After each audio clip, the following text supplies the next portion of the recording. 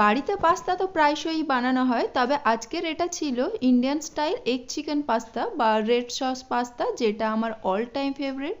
দেখতে তো ভীষণই colourful, red colour, green colour, capsicum, bell pepper সহ রেড সস দিয়ে পাস্তাটা খেতে ছিল খুবই জুসি আর ভীষণ টেস্টি।